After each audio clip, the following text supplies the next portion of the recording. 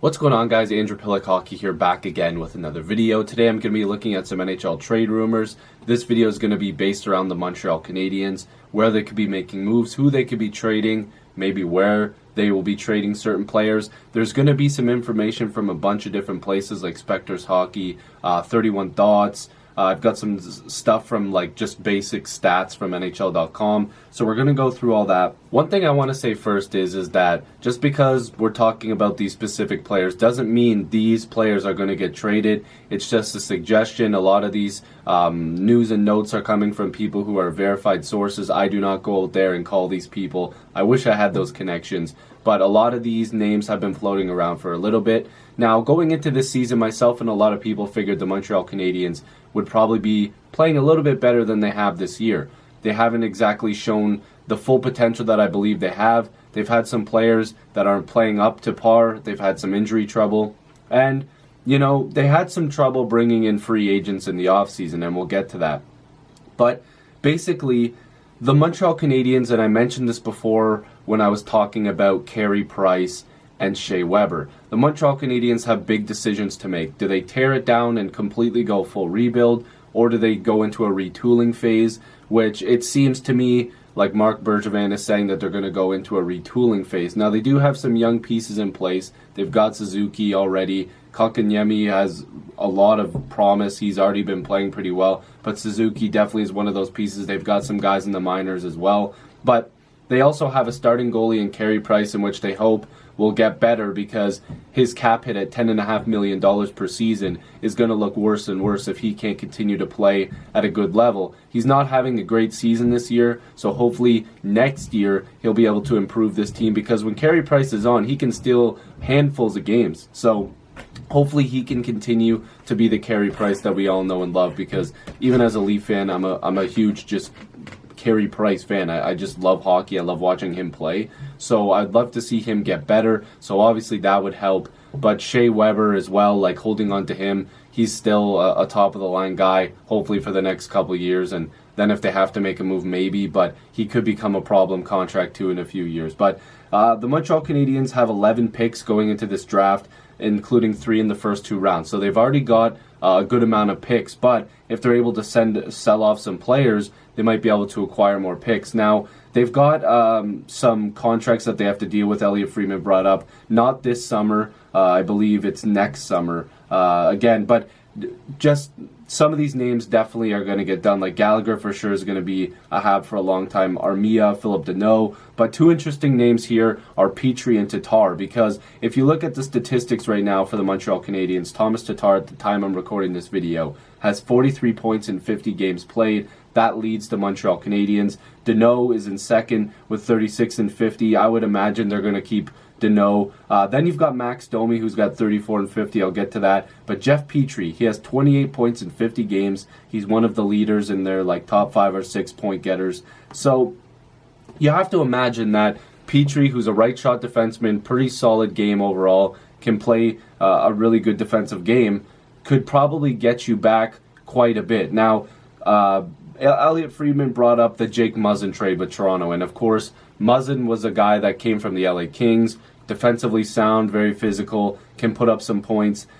Petrie is kind of a comparable there, so he said you have to think the Canadiens could do better based off the fact that Jeff Petrie is a righty, at least getting the same sort of package, which was, you know, a depth defenseman, and they got Grundstrom as well, and a first-round pick. So maybe Petrie fetches you a decent prospect and a really good pick, or a couple, good to great prospects potentially that could turn into something for them, who can at least play in their bottom 6, or and a first-round pick. I don't know. It could be a combination of any of those things, or maybe they just swap a good young player for Petrie and it ends up being a decent deal. But that's something to look at. I would imagine they'd like to hold on to him because I'll get to it in a second, actually. I want to kind of hold off on there. But Thomas Tatar as well, I wonder how much they want to hold on to him. Do they think that he's going to continue to put up these points? If I'm Montreal, I'm selling high, and I'm getting as much as I can for him right now. But at the same time, this is what I'm going to bring up now, what I brought up earlier, was the fact that Montreal is having problems bringing in big stars and big names getting meetings with big names to lure them over to Montreal. Now, we've heard this in the past with multiple players now that they're not even taking meetings. Because Montreal had a lot of money to work with this summer, they probably could have acquired some decent names, but they weren't able to get these players to sign on the dotted line.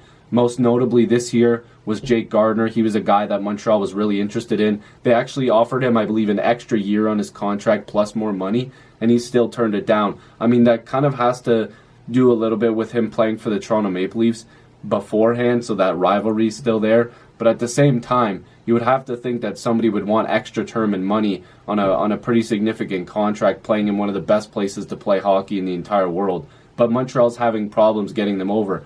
Look at the John Tavares thing. They wanted a meeting. They didn't get one.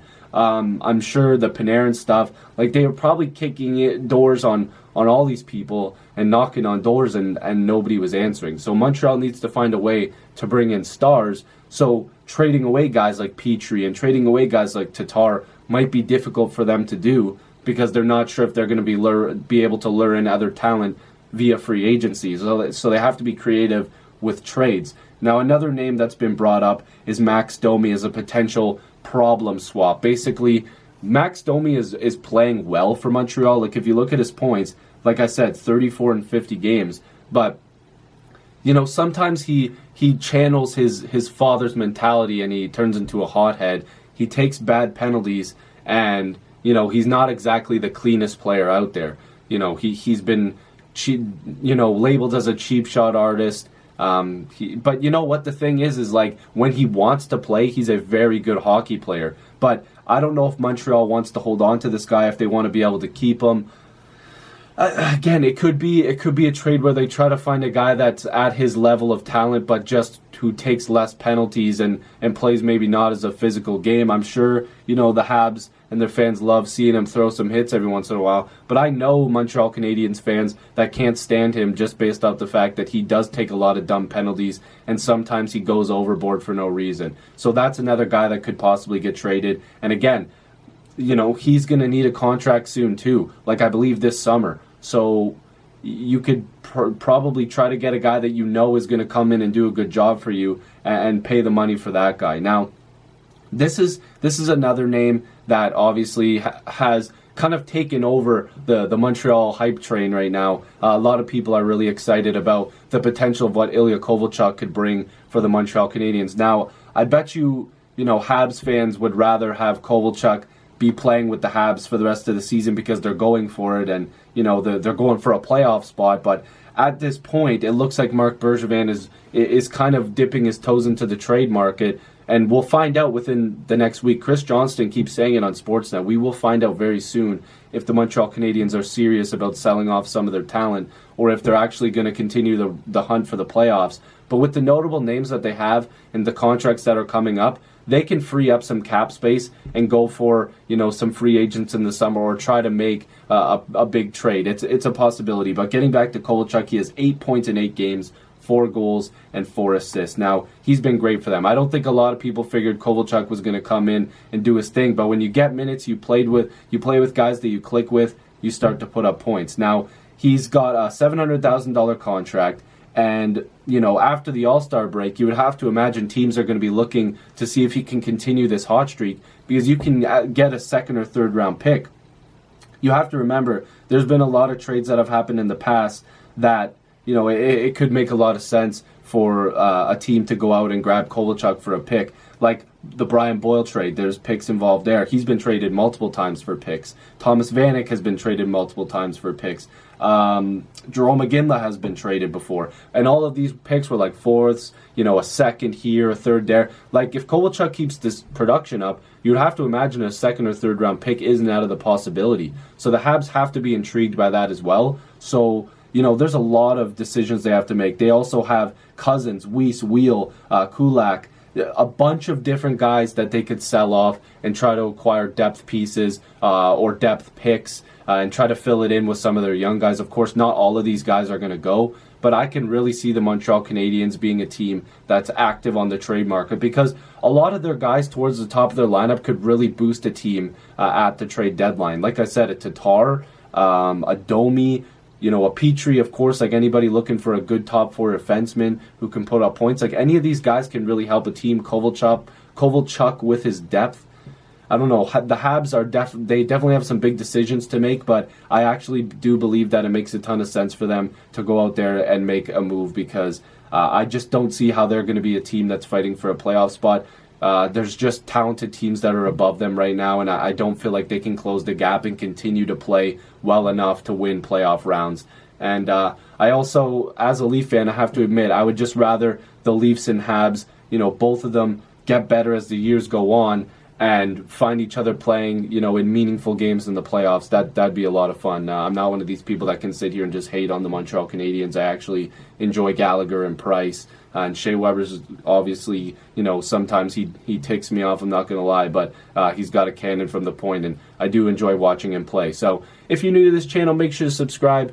I'd really appreciate it. Join the squad. Let's get to 7,000 subscribers. I appreciate you guys as always, and hopefully I'll see you in the next video or stream. Peace.